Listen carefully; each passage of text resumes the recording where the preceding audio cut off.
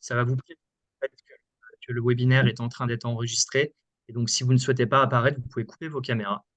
Donc voilà, bonjour à tous, bienvenue. En tout cas, vous êtes bien sur le webinaire Inclusion financière par le numérique, sécurité et banque en ligne, protéger les publics des arnaques. Un webinaire donc animé par WeTechCare et co-animé également avec l'association Finance et Pédagogie.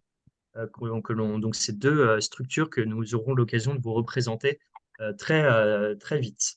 Donc, quelques informations pratiques, comme vous avez commencé à le faire en grand nombre, vous pouvez vous présenter dans le chat avec votre prénom, votre structure. Vous pouvez également éditer votre vignette pour savoir donc, pendant les temps d'échange à qui l'on s'adresse. On est assez nombreux aujourd'hui, très nombreux même, plus d'une centaine, donc je vous propose aussi de couper vos micros en dehors des temps d'échange. Et puis, n'hésitez pas à poser vos questions dans le chat. Nous essaierons d'y porter un œil attentif et de répondre à toutes questions. Sachez qu'il y a aussi un moment d'échange qui sera proposé lors de la fin du webinaire. Et donc, ça sera l'occasion pour vous de poser les questions. Et le support de présentation d'aujourd'hui, question qui est souvent demandée, vous sera partagé. Donc, je suis Jean-Alexis Caille, consultant chez WeTechCare, donc association que l'on vous représentera tout de suite. Et je suis accompagné de Christophe Toussaint, conseiller en éducation financière chez Finance et Pédagogie. Christophe, est-ce que tu veux te Oui, bonjour à présenter? tous. Donc, tu veux que je commence par présenter l'association ou me présenter ou... Juste faire un petit coucou, un test vidéo, le Alors, son fonctionne bien. je pense que vous me voyez, je pense que vous m'entendez. Moi, j'espère que c'est le cas. C'est tout à fait le cas. Merci beaucoup, Christophe. On va revenir plus en détail sur l'association Finance et Pédagogie. En tout cas, merci beaucoup de co-animer ce webinaire. Parfait. Donc, WeTechCare, nous sommes une association qui a pour vocation de mettre les opportunités du numérique au service du plus grand nombre. Et pour ce faire, nous avons trois volets. D'abord, vous connaissez peut-être notre plateforme Les Bons Clics. En fait, nous développons des solutions numériques qui permettent d'outiller les aidants pour former leur public sur les compétences de base du numérique. Donc aujourd'hui, Les Bons Clics, c'est une plateforme qui regroupe plus de 60 000 professionnels et bénévoles qui forment leur public sur les compétences de base du numérique. Et ils vont retrouver sur cette plateforme des ressources pédagogiques, des outils en libre accès. C'est une plateforme gratuite qui va permettre de les outiller pour, en fin de compte, faire monter en compétences leur public sur les compétences de base. Nous avons également une activité de conseil où nous accompagnons des organisations publiques et privées dans leur stratégie d'inclusion numérique. Et donc, nous avons accompagné aujourd'hui plus de 80 organisations dans leur volet d'inclusion numérique. Et puis, nous proposons des activités de sensibilisation, de débat, des webinaires. Nous avons aussi un média sur lequel nous publions des articles sur les enjeux de l'inclusion numérique. Et donc, nous proposons des temps d'échange pour les acteurs de l'inclusion numérique dont vous faites partie, euh, comme aujourd'hui avec ce webinaire sur une thématique assez précise, donc de l'inclusion financière des arnaques, en fait. Et donc, nous présenterons tout ça aujourd'hui. Donc, parmi toutes les thématiques que l'on peut aborder autour de l'inclusion numérique pour les acteurs, nous avons également donc une partie sur l'inclusion financière, bancaire et budgétaire par le numérique. À ce titre, donc, nous publions des articles pour vous informer et ensuite pouvoir sensibiliser les publics que vous accompagnez sur ces sujets de l'inclusion financière, donc à travers un média, des décryptages, des témoignages. Donc, je vous représenterai la plateforme tout à l'heure. Et puis, pour vous informer sur ces sujets-là et pour inspirer de nouvelles formes d'accompagnement.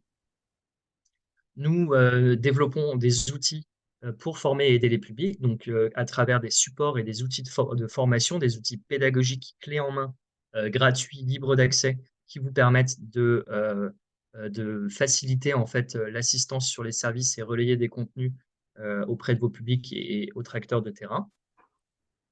Et puis nous, comme aujourd'hui, nous mettons en place, proposons des webinaires pour favoriser l'échange de bonnes pratiques entre acteurs de terrain et également de favoriser l'interconnaissance des acteurs, comme vous pouvez le faire en vous présentant dans le chat, et puis vous permettre d'échanger avec des experts sur le sujet, donc comme aujourd'hui Christophe Toussaint de Finance et Pédagogie, donc à travers ce webinaire. Et il y a aussi le forum sur les bons clics qui permet donc d'animer en fait cette communauté et de poser des questions sur ce forum de la plateforme Les Bons Clics. Et donc sur cette thématique en particulier de l'inclusion bancaire, nous travaillons en partenariat avec la Banque Postale. Euh, et donc, une banque postale qui, particulièrement sur les publics fragiles, déploie de nombreux dispositifs. Et la banque postale qui soutient donc les acteurs de l'inclusion et de l'éducation financière. Et donc, c'est avec la banque postale que nous développons une partie donc des contenus autour de l'inclusion financière qui vous sont proposés sur les banques. Et voilà, donc aujourd'hui, nous co-animons avec l'association Finance et Pédagogie. Donc, Christophe, je t'en Ouais, prie. je vais présenter un peu l'association. Donc, comme vous avez déjà entendu mon nom, donc je m'appelle Christophe Poussin. Donc, je travaille pour l'association Finance et Pédagogie. C'est une association en fait qui a été créée il y a 66 ans maintenant, en 1957, par le groupe des caisses d'épargne, qui est toujours aujourd'hui aidé financièrement par le groupe des caisses d'épargne, donc financé par leur fonds de dotation, hein, c'est une association en fait qui a pour mission de mener des actions de sensibilisation, d'information, voire de formation sur le thème de l'argent dans la vie. C'est-à-dire, et ça auprès de tout public, qu'il soit jeune, adulte, salarié. Donc on intervient sur 3 types de publics hein, généralement, donc toute l'économie sociale et solidaire, au niveau de l'éducation nationale. Et bien entendu, on est centre de formation professionnelle aussi. On est organisme de formation professionnelle grâce à l'agrément Calliope ou à la certification Calliope qui nous permet d'intervenir à titre professionnel auprès de salariés d'entreprise, privés ou publics. On a d'autres agréments puisque on a un agrément avec le ministère de l'Éducation nationale pour intervenir dans les collèges, lycées, universités, grandes écoles. Et on a le dernier agrément qui est ESUS, qui est entreprise solidaire d'utilité sociale, qui nous permet donc d'intervenir dans tout le monde associatif. Nos thèmes de prédilection, ben, c'est comme on disait, je le disais tout à l'heure, c'est tout ce qui tourne autour de l'argent. Donc ça peut aller du budget, l'argent dans la vie, les économies dans le logement, les jeunes et l'argent, toute la consommation, tout ce qu'il y a autour des projets, l'accession à la propriété, les assurances de la famille ou les assurances, la création d'activités, même l'entrepreneuriat pour certains, toute la préparation financière à la retraite. Aujourd'hui, il y a un sujet qui est important, c'est les aidants, toute la partie financière pour les aidants ou les aider, transmission du patrimoine, puis tout ce qui se passe autour de la banque, hein, la banque d'aujourd'hui, de demain, les droits, les obligations de la banque, l'endettement, le financement, le surendettement, le malendettement, tout ce qu'il peut y avoir. Bien entendu, bah, toutes les nouvelles thématiques, et dont celle qu'on va parler aujourd'hui, qui est la cybersécurité. Bah, à partir du moment où il y a un enjeu financier derrière, on a cette capacité d'intervenir. Nous, on est une association, on a 15 antennes régionales, c'est-à-dire qu'on est répartis sur tout le territoire français. On est 24 correspondants à faire ce métier-là, donc on pourrait penser que c'est une petite association, et pourtant on est numéro 1 en France. En termes d'éducation financière, parce que quand on parle d'argent, on fait ce qu'on appelle de l'éducation financière. Je disais on est numéro 1 en France parce qu'on est une des seules à faire que ça, à faire que de l'éducation financière. Donc ça nous permet d'être un peu spécialiste sur ce sujet-là. Voilà pour ce qui concerne finance et pédagogie. Je te laisse la main. Merci beaucoup. Je ne sais pas si tu l'as précisé, mais vous êtes aussi un organisme de formation, hein. Oui, on est organisme de formation professionnelle, c'est ce que je disais, grâce notamment à Calliope, où je l'ai évoqué tout à l'heure, on fait de la formation professionnelle, donc auprès de salariés d'entreprises privées publiques, sur des domaines, bien entendu, qui touchent autour de l'argent. Très bien. Merci pour cette présentation. Donc aujourd'hui, on est ensemble jusqu'à midi. D'abord, on va vous dresser un contexte en fait sur ce webinaire autour du développement des usages bancaires en ligne et puis au regard de ça, le développement aussi des arnaques qui se multiplient. On dressera les principales arnaques en ligne, notamment donc enfin, Christophe nous présentera cette partie-là.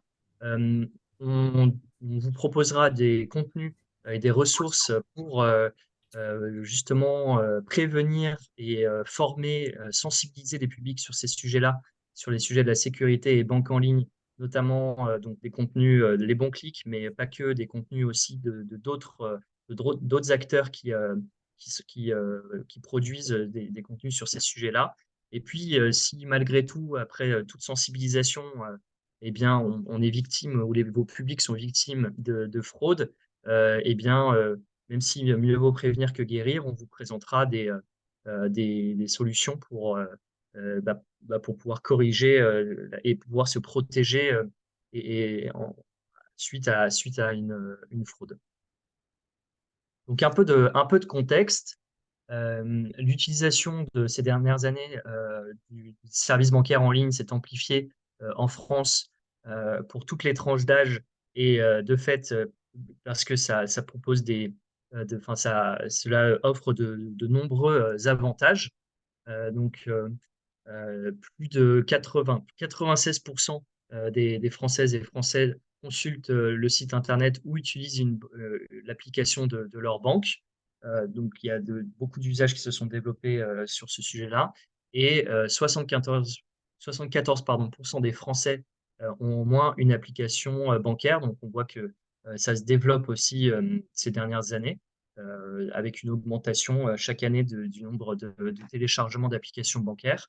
Et puis, ces usages-là ont été notamment renforcés avec la crise sanitaire, parce qu'il y avait moins d'accès, donc forcément, à tout ce qui pouvait être guichet en agence, en physique. Et donc, la crise a accéléré la, la consultation des sites Internet et puis l'utilisation des applications et des services bancaires en ligne. Donc, de l'autre côté, les usages également de consommation en ligne évoluent et s'accélèrent. L'année 2021, c'est pour les derniers chiffres, mais ça ne cesse d'augmenter, en fait, est une année record pour la consommation en ligne des Français, avec 42 millions de Français qui ont acheté au moins quelque chose en ligne en 2021, donc qui ont concrètement utilisé euh, le fait de payer par carte bancaire en ligne sur ces outils-là. Et près de la moitié l'ont fait depuis leur téléphone, leur smartphone.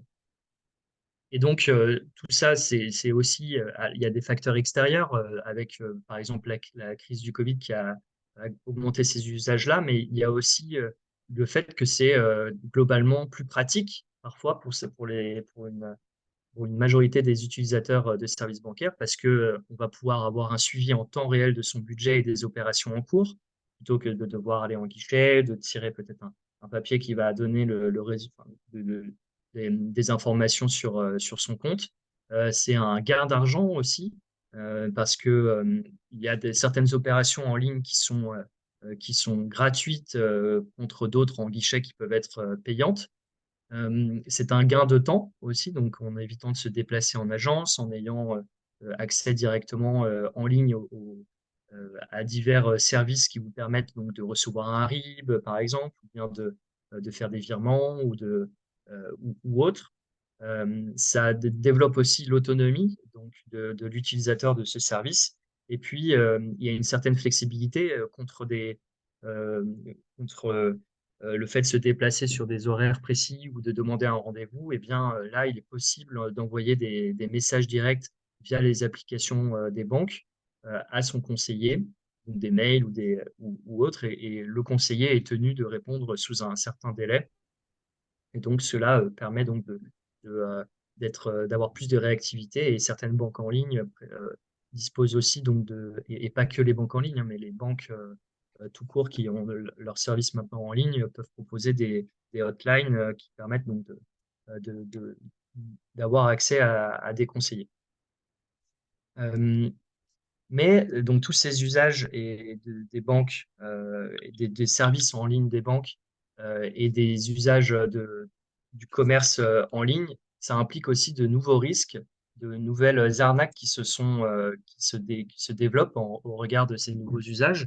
Et on constate qu'il y a beaucoup de fraudes en lien avec les services bancaires et le paiement en ligne qui se multiplient et qui deviennent de plus en plus difficiles aussi à traquer. Euh, donc, les paiements en ligne représentent la principale source de fraude à la carte bancaire. Et puis, l'objectif principal pour ces fraudes-là, c'est d'usurper, de voler les identifiants de la carte pour, en fin de compte, dérober de l'argent. Et donc, plus de la moitié des Français déclarent avoir déjà été confrontés à une tentative d'arnaque aux données bancaires. Parce que moi, Et ouais, quelqu'un qui voulait commenter. Euh, et donc, notamment, donc, je vous citais la crise du Covid, mais les fraudes bancaires en ligne se sont effectivement multipliées pendant cette période-là, en capitalisant globalement sur la confusion que pouvait propager cette période-là auprès des consommateurs et des consommateurs en ligne. Pour vous donner une idée d'ordre moyen du montant des transactions frauduleuses, c'est 63 euros. Donc, les fraudeurs en fait préfèrent utiliser des petits montants et multiplier les fraudes pour que ça soit moins visible et pour échapper aux mécanismes de détection des opérations suspectes.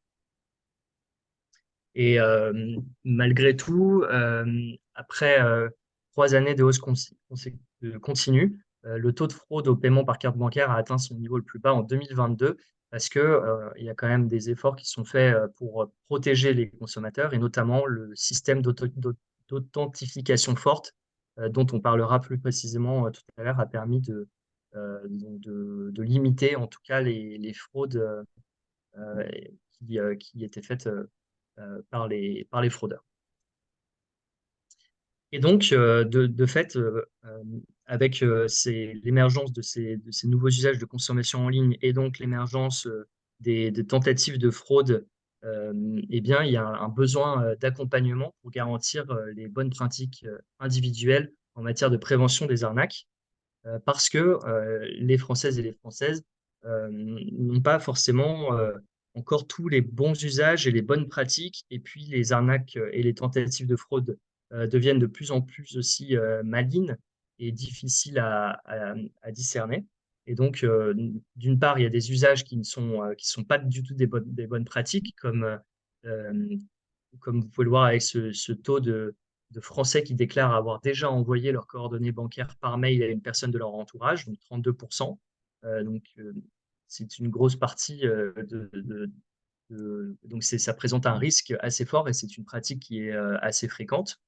Et la moitié des Françaises et Français déclarent avoir déjà enregistré leurs coordonnées bancaires sur un site internet marchand dans la perspective de futurs achats, ce qui est également une mauvaise pratique parce que si un site peut paraître sécurisé à l'instant T, eh bien, dans quelques mois, peut-être que celui-ci peut se faire hacker et ces bases de données peuvent être volées. Et donc, les coordonnées bancaires que vous auriez enregistrées sur ce site-là, même s'il paraît sécurisé au moment de votre achat, ne peuvent pas être très sécurisés dans le futur.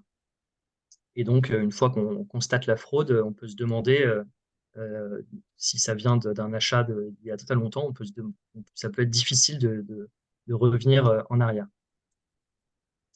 Et donc, il y a un besoin de sensibilisation, d'éducation et de formation euh, qui se fait pressentir pour la protection des publics dans ce monde de plus en plus numérisé.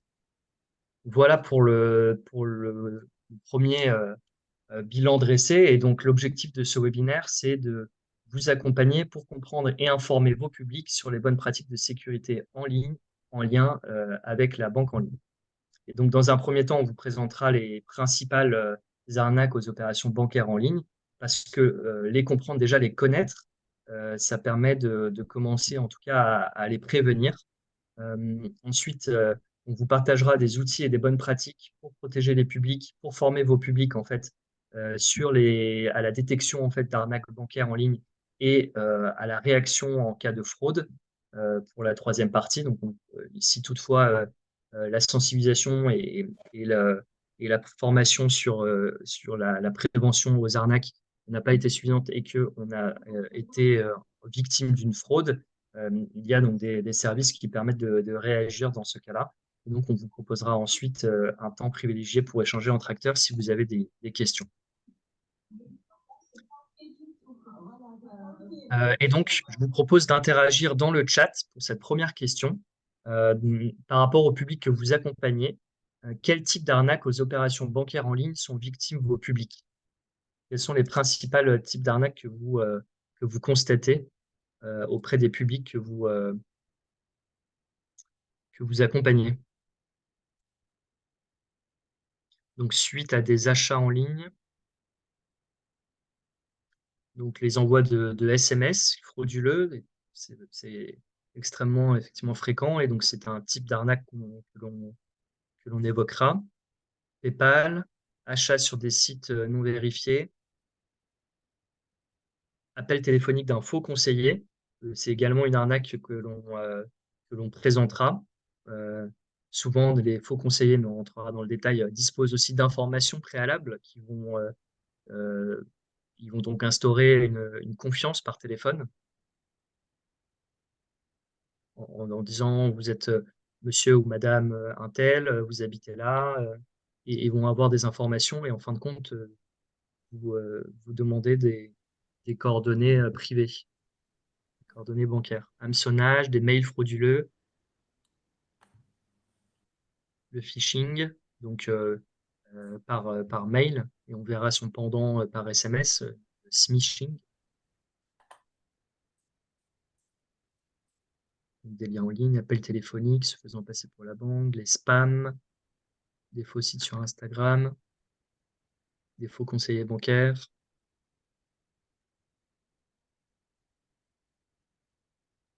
des faux messages de remboursement d'impôts. On verra effectivement quelques exemples de mails qui paraissent euh, officiels, et qui en fait sont des arnaques.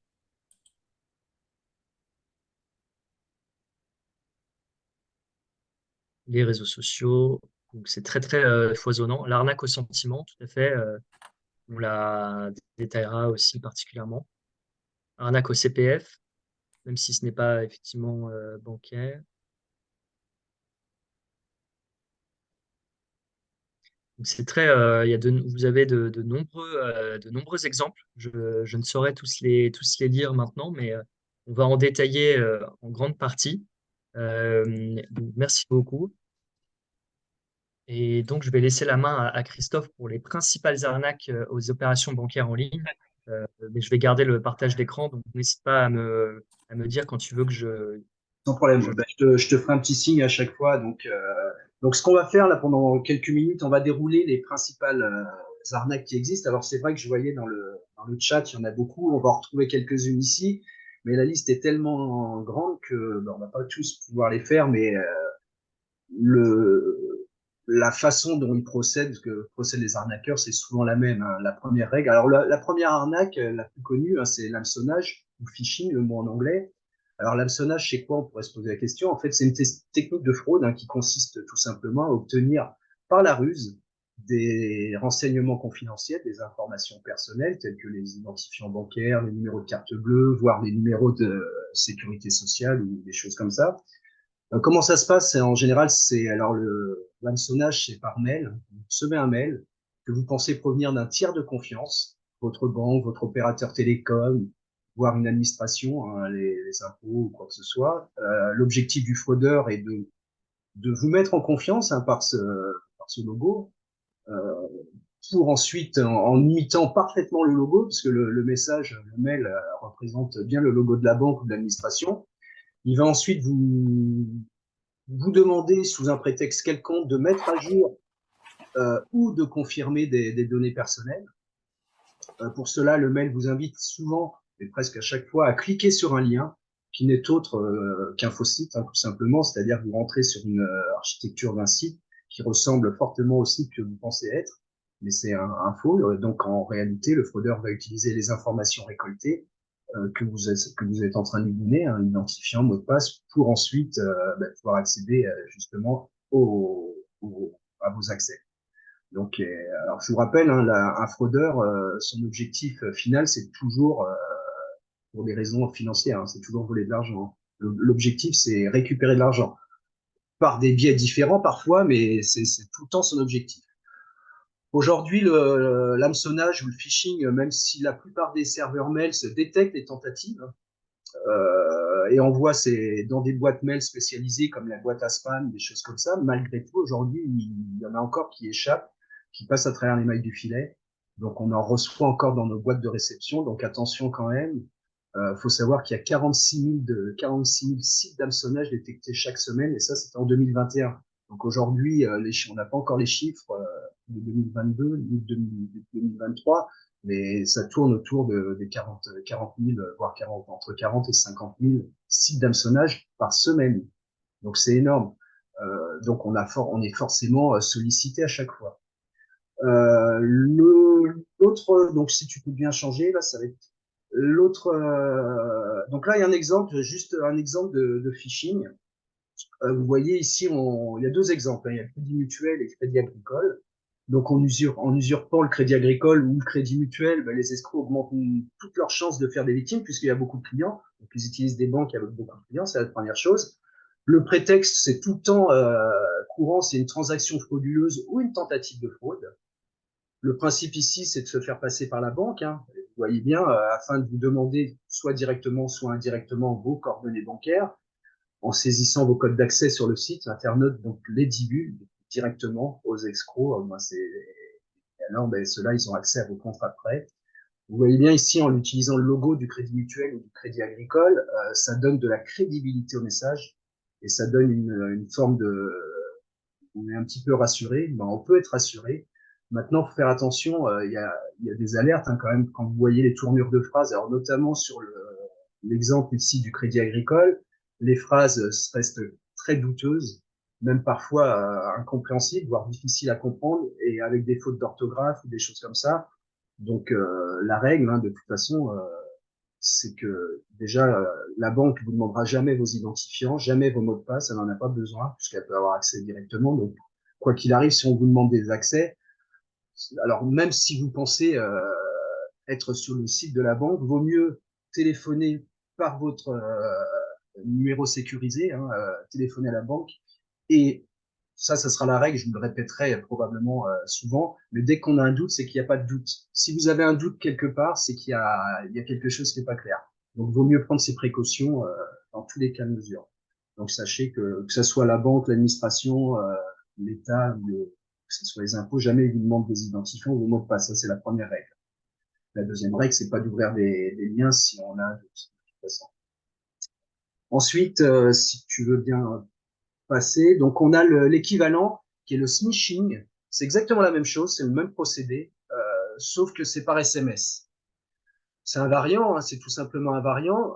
On pourrait penser qu'il est un petit peu plus dangereux que l'hameçonnage par mail, parce que déjà, nous sommes dans un contexte où nous utilisons de plus en plus nos téléphones portables comme moyen d'identification, voire de double identification, de double vérification avec les pirates donc utilisent souvent la notoriété et le nom de ces services, hein, Securpass, pour faire se faire passer pour un service officiel. Donc attention, parce qu'on peut modifier toutes les informations sur les SMS, on marque ce qu'on veut. Hein. Le problème, c'est que le SMS affiche beaucoup moins de signaux d'alerte qui pourraient aider à reconnaître cette arnaque. Aujourd'hui, les mails, on a plutôt l'habitude. On a la possibilité de vérifier l'adresse de l'expéditeur, examiner la conception, la mise en page et analyser la crédibilité du message. Sur les SMS, c'est un peu plus difficile parce que le message est tellement succinct que quelque part, on peut être amené à penser qu'il est moins dangereux. Le problème, c'est qu'aussi, on a aussi tendance, lorsqu'on utilise son téléphone portable, de faire deux choses à la fois, donc de regarder des messages un petit peu à la volée, comme on dit, et faire autre chose. Donc, on a forcément moins d'attention. Donc, attention aussi aux SMS. Et les dégâts sont les mêmes. Hein. Si on clique sur le lien, là, je vois Sécure Crédit Agricole, ben c'est la chose, la finalité sera probablement la même. Voilà, donc ça, c'est le smishing. Ensuite, on va arriver, si tu veux bien passer, sur tout ce qu'on pourrait appeler les virus. Hein. Il faut savoir que le terme virus, malware, c'est ni plus ni moins qu'un programme malveillant, si on devait donner une définition, qui désigne tous les logiciels destinés à endommager les appareils, qui soient voler des données, créer des problèmes, le plus de problèmes possible, je dirais. Il existe de nombreux types de malware ou de virus hein, que vous connaissez. Hein, vous avez déjà entendu parler des chevaux de Troie, les logiciels espions, les rançons logiciels, etc., etc. Alors, comment ça se propage un virus ben, le premier vecteur d'infection, c'est par l'email, par les mails. Donc, il est surtout très important de ne pas ouvrir les pièces jointes dont vous ne connaissez pas l'utilisateur. Ouais, vous ne connaissez pas la personne qui vous l'envoie, surtout la structure. Le deuxième vecteur d'infection, c'est les sites web piratés à leur tour. Hein. Donc, il faut se méfier des sites n'affichant pas les mentions légales, notamment avec le HTTPS lorsque c'est des sites marchands ou avec le petit cadenas. Alors, c'est vrai que tout à l'heure, je voyais, il y a des sites marchands où on peut se faire avoir et pourtant, ils ont tous ces signes. Mais bon, c'est le risque. L'idée d'un virus, c'est de récupérer vos données, les chiffrer pour les rendre illisibles, hein, donc les supprimer des fois, les détruire aussi. Donc, cela peut même aller jusqu'à la surveillance à distance du poste. Donc, la prise en main de la caméra, du micro, c'est pas une légende. Ça peut, les hackers, ils savent le faire, ça. Donc, l'idée de l'escroc, une fois qu'il a récupéré vos données personnelles, donc il peut les utiliser, les revendre sur ce qu'on appelle le darknet, ou alors vous rançonner, faire une demande de rançon, pour que vous puissiez les récupérer. Mais dans tous les cas, c'est l'enjeu, comme je vous le disais tout à l'heure, l'enjeu est financier. Hein. Il va vous demander de l'argent. Il va essayer de récupérer de l'argent, les vendant, en les utilisant. Donc l'escroc, si vous demande de l'argent hein, pour vous libérer de ce soi-disant utilisation, ben, soit il peut usurper votre identité, c'est pareil qu'on disait des, des informations personnelles, l'usurpation d'identité, c'est très compliqué, c'est une fraude aussi. Hein. Et puis pirater vos comptes bancaires, ben, ça forcément, c'est ce qu'on voyait tout à l'heure. Ensuite, une autre arnaque qu'on a aussi, qui est, alors là, c'est un exemple, excusez-moi, c'est l'exemple d'un virus. Alors, ce qui s'appelait Tininuc, qui a été repéré à grande échelle sur la fin du mois de décembre 2021. Donc, en fait, vous receviez un mail, je vais le lire, le mail, hein, donc avec l'intitulé du mail SARL Euronet. Donc le mail disait merci pour votre commande. Bonjour cher client, nous vous faisons parvenir ce courriel pour accuser réception du paiement de votre commande numéro un tel du 25.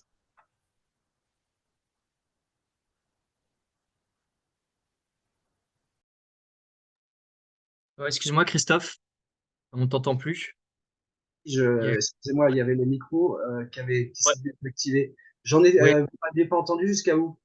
Non, il y a juste les trois dernières Alors, secondes, en fait. donc je C'est- disais que donc vous recevez donc un bon de commande qui vous dit que vous avez payé une facture avec un petit onglet qui vous indique télécharger la facture. La curiosité ici peut être source de dégâts puisque si vous cliquez sur la facture par curiosité pour dire ben, c'est une erreur de l'entrepreneur, on se dit ben, à qui est adressée cette facture. Le problème c'est qu'on ben, là on déclenche un virus possible.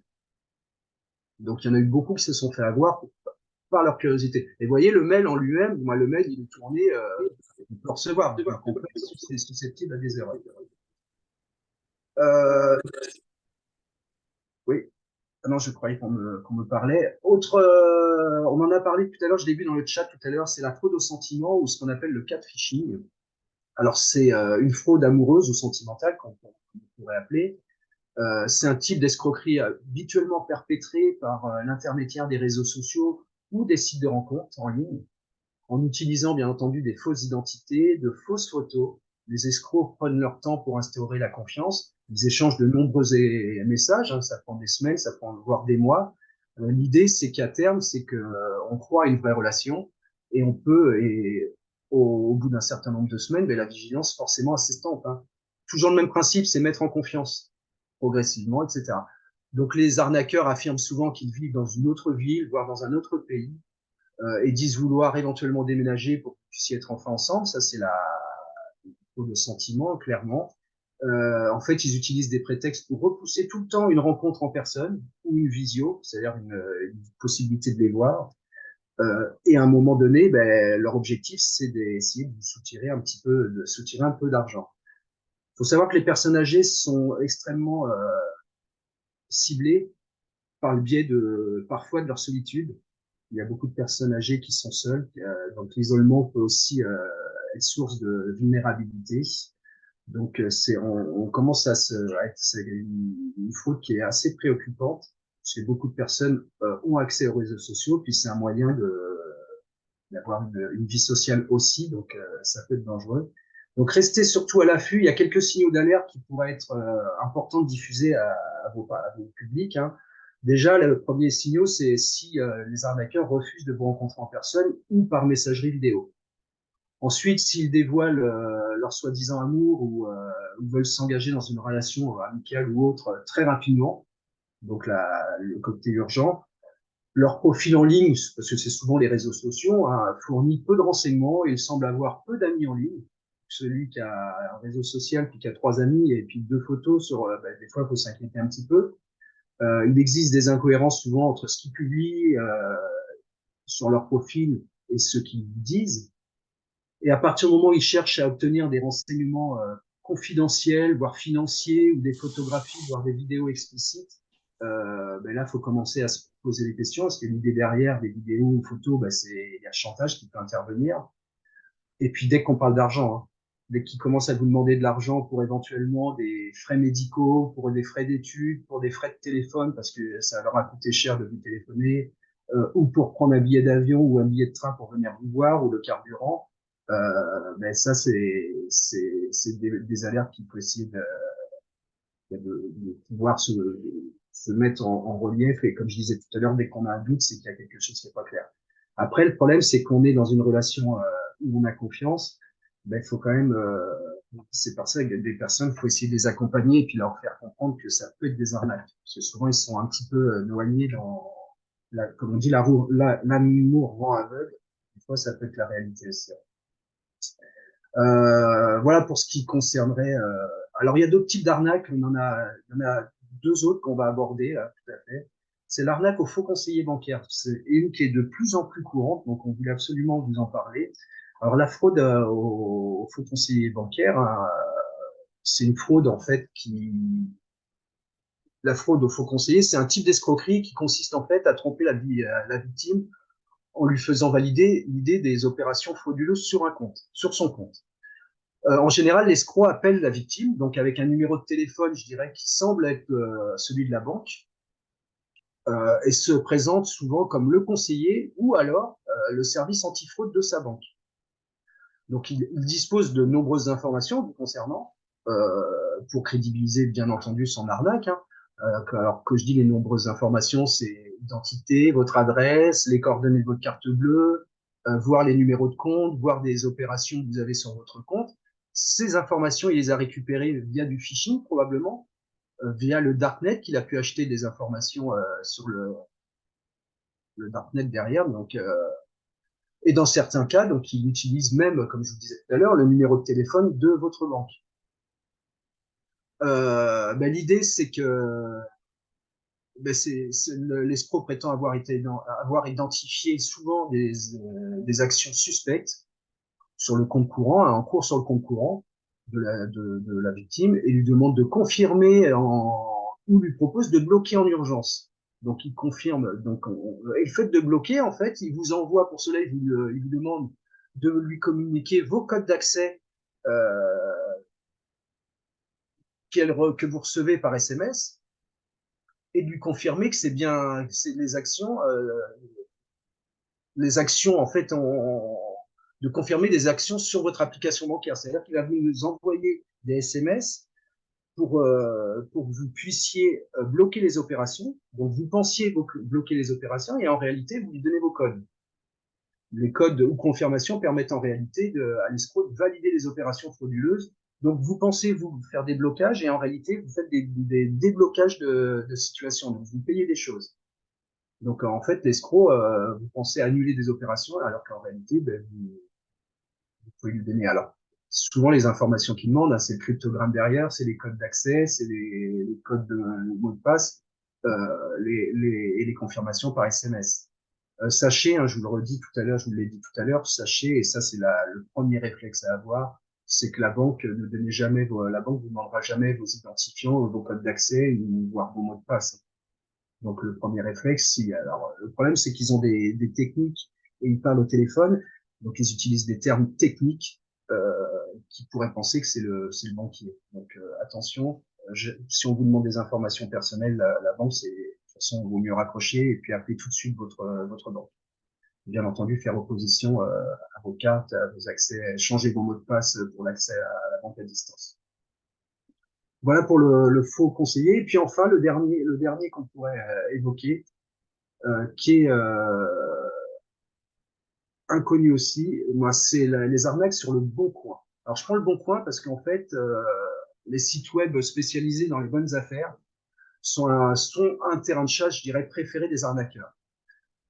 Ils sont plutôt présents, particulièrement présents, donc et actifs sur le Bon Coin. Hein, c'est une plateforme d'annonce, je pense que tout le monde la connaît. L'idée principale, donc, ils se positionnent dans deux situations, soit en position d'acheteur, soit en position de vendeur. Donc, en fait, l'escroc affirme procéder souvent au paiement via la plateforme sécurisée, donc du site du Bon Coin, ou faire un faux mail PayPal, comme quoi il vous a payé par le serveur PayPal. Ça, c'est en tant qu'acheteur. Et en tant que vendeur, ben, en fait, il vous demande de payer par un virement ou par un transfert d'argent Western Union, qui est souvent, ben, une fois que vous avez envoyé l'argent, vous n'avez jamais votre colis, hein, de toute façon. Donc, rappelez-vous le Bon Coin, il y a plusieurs alertes. Déjà, il y a l'arnaque au paiement sécurisé. Le fraudeur affirme avoir procédé au règlement en passant par le système de paiement sécurisé du site du Bon Coin. Son objectif, hein, bien entendu, c'est chercher à rassurer le vendeur, sauf qu'en réalité, aucun paiement n'a été effectué. L'email de confirmation, ben, c'est un faux email. Hein. C'est pas le bon site ni PayPal ni du Bon Coin. Après, on a attention aussi les annonces trop alléchantes, les offres, l'iPhone à 200 € alors qu'il vaut 1000 €. Toutes ces offres-là, de toute façon, il y a 99 chances sur 100 que ce sont des arnaques. Hein, quand il y a des offres qui sont pas normales. Alors, il s'agit souvent ça peut être de la contrefaçon, ça peut être des produits défectués ou rien du tout, justement, c'est qu'il y a rien derrière. Attention aussi, il y a sous le Bon Coin, ça arrive souvent des produits sous-emballés fermés. C'est-à-dire que les produits sont emballés pour faire croire que c'est du neuf. Donc ils sont emballés, donc ils sont plastifiés. Donc le vendeur vous propose un article censé être complètement neuf et par conséquent encore emballé. L'arnaqueur forcément affirme qu'il ne veut pas ouvrir la boîte afin que le produit ne perde pas sa valeur. Et alors il vous demande de faire un règlement. Il vous envoie bien le colis, hein, mais sauf que le colis, à l'intérieur du colis, il n'y a rien du tout. Hein. Ou alors il y a d'autres objets qui n'ont aucune valeur pour simuler le même poids. C'est pareil aussi sur le Bon Coin, il y a tous les contacts que vous avez uniquement par mail. Alors là, il faut se méfier. Si vous n'avez pas la personne au téléphone, par mail, il y a une chance sur deux, souvent même plus qu'une chance sur deux, il y a 9 chances sur 10 que ce soit un piège.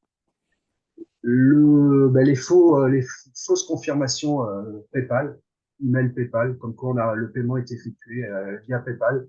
Donc on reçoit un mail de PayPal, on pense que le règlement est effectué, puis en fait c'est un faux, il n'y a pas eu de règlement du tout, donc on envoie le produit, et puis une fois qu'on a envoyé, c'est pareil. Je vous parlais tout à l'heure des paiements via Western Union. Et puis, attention aussi aux contretemps répétés, c'est-à-dire que les modifications, les empêchements de dernière minute, les modifications du type de paiement, d'un seul coup on paye en espèces, après on paye en virement, après on paye en chèque. Quand il y a des modifications comme ça, il faut se méfier. Et puis la règle aussi, c'est ne payez pas en virement, hein, parce qu'une fois que vous avez fait votre virement, vous n'avez aucune certitude pour récupérer quoi que ce soit. Donc, évitez de payer en virement. Vaut mieux du face-à-face en espèces. C'est pour ça que le Bon Coin régional, c'est quand même souvent préférable. Maintenant, il n'y a pas tout. Hein. Donc, c'est pareil, aux faux SMS, c'est pareil. Les faux SMS, il y en a qui utilisent des SMS. Ils vous envoient un SMS censé provenir du site du Bon Coin pour vous prévenir que votre produit a été vendu, qu'il a même été réglé.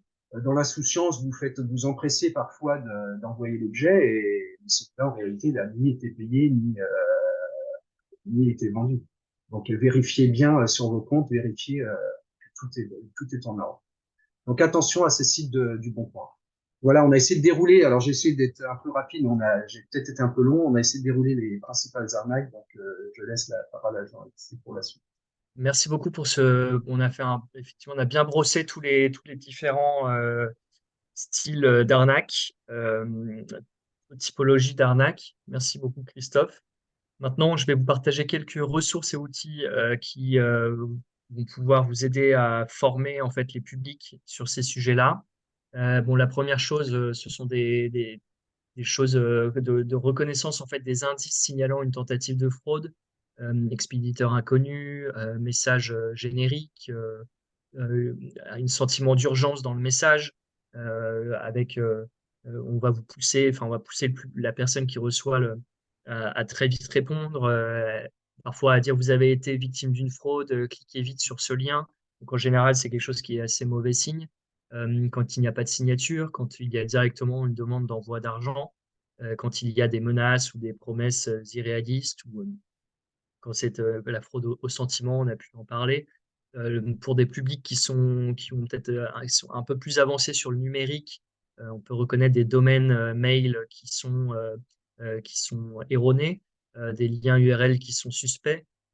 Si toutefois aussi les publics peuvent reconnaître, eh bien souvent on peut retrouver des fautes d'orthographe, même si je pense que ça a tendance aussi à entre guillemets se professionnaliser dans ce domaine-là, avec des mails qui ressemblent de plus en plus à des vrais mails qui vont disposer de moins de fautes d'orthographe, peut-être bah, avec l'utilisation de l'intelligence artificielle. Et puis, s'il y a des demandes d'informations personnelles, voilà, on a répété, mais jamais enfin, et ça a été dit aussi dans les commentaires, mais quand on reçoit un message provenant d'un site sur lequel on a un compte bancaire ou sur un site sur lequel on a un compte tout court, vaut mieux aller directement, et en général, ils demandent à aller directement sur l'application de de la banque pour répondre en fait. C'est jamais une réponse dans le mail directement ou par SMS. Euh, voilà. Et donc, quelques règles d'or pour éviter les arnaques, donc, que vous pouvez transmettre, rajouter à votre palette des règles d'or sur ces sujets-là quand vous accompagnez les publics, c'est ne pas divulguer ces codes, ni par téléphone, ni par SMS, ni par mail. Et ça ne sera d'ailleurs pas demandé par les conseillers bancaires.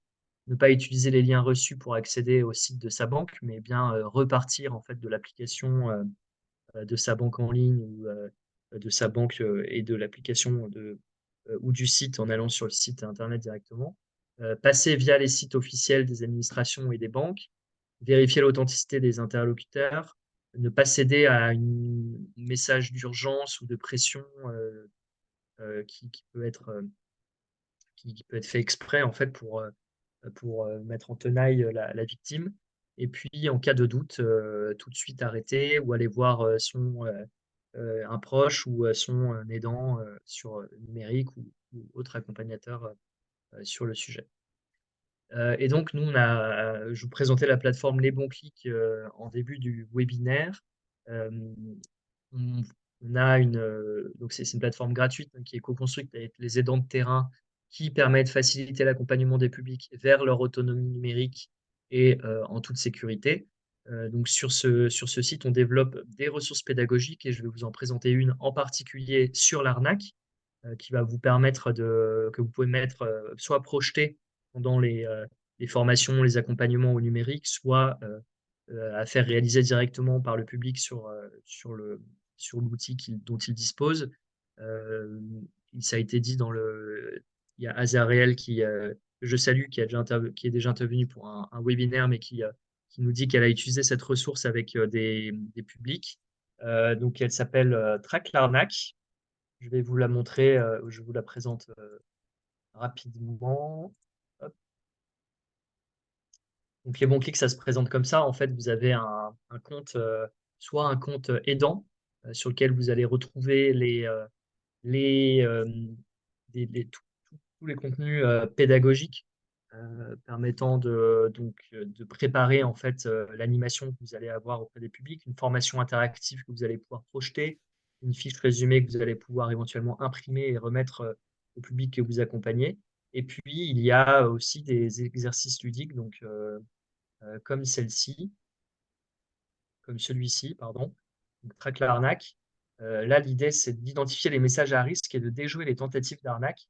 Donc, en fait, le public va recevoir, enfin, va avoir des écrans qui vont défiler comme ça. Donc, il va y avoir une petite explication et puis il va devoir dire si c'est un danger ou s'il n'y a pas de danger. Donc, après une courte, là, je l'ai fait rapidement parce que c'était une courte explication de comment réaliser cet exercice. Mais voilà, ici, vous avez un SMS du compte Amélie et vous devez dire si c'est un danger ou s'il n'y a pas de danger. Compte Amélie, après la dernière vérification de votre dossier d'assurance maladie, nous avons déterminé que vous recevrez un remboursement de plus de 500 euros. Veuillez remplir le formulaire de remboursement et compléter via le lien ci-dessous. À votre avis, dans le chat, c'est un danger ou ce n'est pas un danger? Danger. Tout le monde me dit danger. Alors, tout à fait, c'est effectivement un danger. Là, la personne qui fait l'exercice a un petit message qui lui dit: «Bravo, vous avez bien fait d'être méfiant» et par rapport à ce SMS, elle va pouvoir compléter quels sont les éléments suspects. Et donc là, effectivement, le numéro de l'expéditeur, c'est un numéro privé qui a priori normalement, on pourrait avoir directement Amélie ou un numéro un peu plus officiel. Bon, la date, et l'heure d'envoi, a priori, pas trop. Le format du SMS éventuellement. L'orthographe, il me semble pas avoir vu de faute d'orthographe, mais le lien, lui, est louche. Déjà, alors, la Amélie ne demandera jamais, l'espace santé, ça renverra à minima vers l'espace santé ou ça dira d'aller, aller sur l'espace santé. Hem, il y a un sentiment, pas un problème ou une action urgente, mais pour recevoir ce remboursement, il y a quand même le sentiment d'urgence de vouloir, le recevoir et effectivement, ensuite vous avez, une explication, à chacun des endroits du SMS. Donc c'est bon exercice pédagogique, hem, pour, heu sensibiliser les publics et donc il peut continuer et vous avez ensuite, de nouveau des exercices et puis les exercices sont générés, de manière, aléatoire. Donc là, vous avez, un exemple vous avez un appel avec un numéro inconnu et vous avez l'échange qui est retracé et vous devez dire si c'est un danger ou pas un danger. Voilà, donc je tenais à vous présenter cette, ressource qui est, récente en fait, mais vous retrouvez, diverses ressources en fait, sur la sécurité, et les achats en ligne que vous pourrez retrouver donc dans le centre de ressources de la plateforme Les Bons Clics et notamment dans la thématique banque et achats en ligne avec, d'autres, d'autres exercices ludiques, notamment par exemple, un exercice ludique sur l'authentification, forte où vous allez accompagner,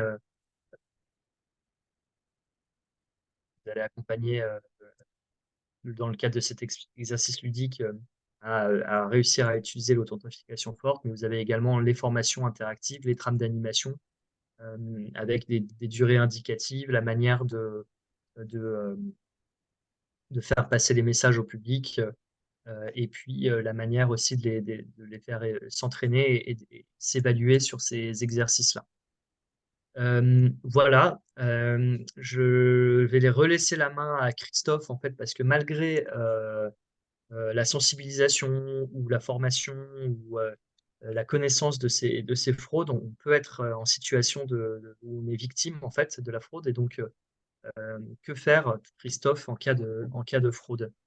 Alors, donc il y a deux cas. Il y a la fraude à la carte bleue, hein. Donc le premier réflexe, moi, la première chose à faire, c'est déjà réagir rapidement. On a un numéro de téléphone pour réagir qui est souvent au dos de la carte, voire sur l'application bancaire, où il y a même des numéros interbancaires pour faire opposition à la carte bleue. D'accord? Donc signaler soit sa perte, soit son vol, soit éventuellement l'utilisation de votre application bancaire. Donc le réflexe aussi après, c'est bien pointer vos opérations de relevé de compte afin de vérifier que les montants correspondent bien à vos achats et pouvoir vérifier s'il y a des éventuelles fraudes. Sachez, hein, tout à l'heure Jean-Alexis le disait, c'est souvent des petits montants, donc attention aux petits montants qui sont des fois invisibles dans un relevé de compte si on ne regarde pas un peu en détail. Euh, donc si c'est des opérations que vous n'avez pas effectuées, s'il y a fraude, sachez dans tous les cas que la banque se doit de vous rembourser s'il y a une fraude. Par contre, une précision, c'est que la banque vous remboursera les opérations que sur les 12 mois plus le mois en cours. Donc, en réalité, ça fait 13 mois. Donc, elle peut vous rembourser sur 13 mois. Donc, c'est pour ça qu'il faut quand même réagir, ne pas laisser courir. Parce que moi, ça m'est déjà arrivé de voir des personnes qui avaient des fraudes qui duraient depuis 2 ans et demi, voire 3 ans. Donc, la banque avait pu leur rembourser sur la dernière année, mais pas les 1 an et demi, voire 2 ans avant. Donc, ils l'avaient pas vu, parce que c'était des petits montants, 9,90 €, des choses comme ça. Si vous perdez vos codes bancaires ou si vous pensez qu'ils peuvent être utilisés par des personnes, ben, le premier réflexe, c'est de modifier vos mots de passe. Tout à l'heure, il y avait un message dans le chat, quand faut-il modifier ces mots de passe? Ben, en fait, il n'y a pas de délai. C'est dès qu'il y a un doute, ben, on peut le modifier. L'idée principale, ça serait aussi les mots de passe, c'est ben, normalement, on devrait pas en avoir, on devrait en avoir un pour chaque site, ce qui est rarement, et avoir un mot de passe complexe. Donc, je sais que c'est difficile. Souvent, on en a un, deux, trois, puis on utilise tout le temps le même. Donc, la règle aussi, c'est ne pas les indiquer sur les notes du téléphone. Euh, c'est un réflexe, ça évite de prendre le risque. Et puis, ben, si signaler toute fraude, vous le signalez à la banque, systématiquement, il faut le signaler à votre banque. Donc ça, c'est la première chose. La deuxième chose après, c'est en cas de fraude, euh, en cas de fraude, en cas de, comment je pourrais dire, si vous êtes victime d'une fraude à la carte bancaire sans l'avoir perdue, parce que des fois on s'aperçoit qu'elle est toujours dans notre porte-monnaie, c'est-à-dire qu'ils ont récupéré les données par du phishing, par quoi que ce soit, le smishing, comme on voyait tout à l'heure. Et si elle n'a pas été volée, donc il y a deux plateformes. Il y a une plateforme qui s'appelle Perceval et un autre site qui s'appelle TV. La plateforme Perceval, en fait, l'idée c'est de signaler le détournement de vos données bancaires directement en ligne. Alors les conditions pour pouvoir valider cette information sur Perceval, c'est toujours en possession de votre carte bancaire, que les coordonnées de votre carte bancaire ont bien été utilisées pour des achats en ligne, bien entendu que vous n'êtes pas à l'origine de ces dépenses, hein, c'est une dépense, c'est votre honnêteté, et d'avoir fait opposition à votre carte bleue au préalable avant de pouvoir le déposer. Donc le Perceval, c'est le servicepublic.fr, hein, vous trouverez l'onglet fraude à la carte bancaire, donc là vous avez accès à tous les services interbancaires. Ensuite, il y a le site Thésée qui est un peu plus récent. C'est un site, c'est le premier site du service public de plainte en ligne pour les arnaques sur Internet. Donc la condition, ben, il n'y a pas de elle est gratuite, elle est accessible depuis un ordinateur ou une tablette, voire le smartphone. Hein. C'est un formulaire personnalisé qui nous sera validé, puis signé électroniquement par un policier. L'idée, c'est d'éviter d'aller à la gendarmerie ou à la police pour porter plainte sur une fraude, une arnaque sur Internet. Alors, ça n'empêche pas que vous pouvez quand même aller au commissariat, vous avez toujours la possibilité d'y aller en direct, mais là, c'est un gain de temps et ben, vous serez connecté toujours pareil sur le site servicepublic.fr avec votre identification via France Connect, donc qui est quand même une sécurisation supplémentaire.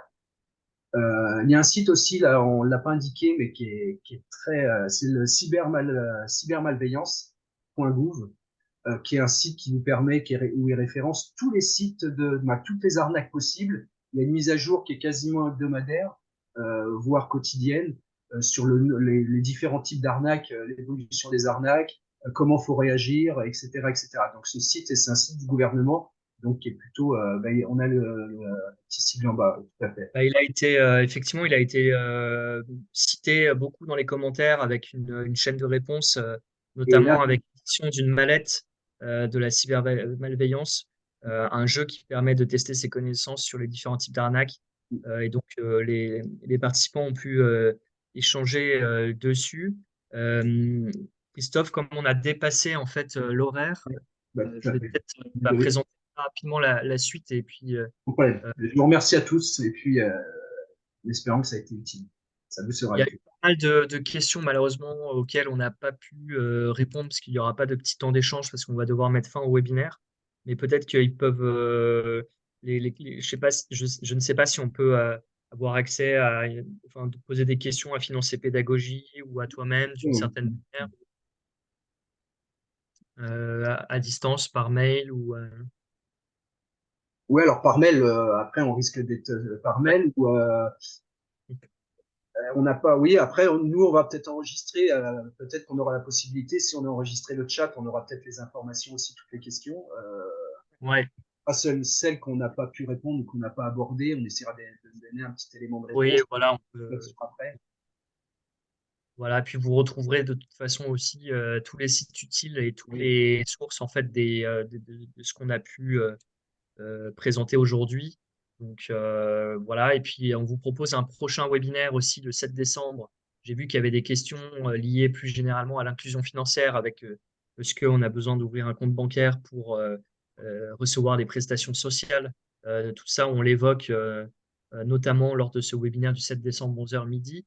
Donc vous pourrez retrouver ce lien, on vous l'enverra avec la présentation.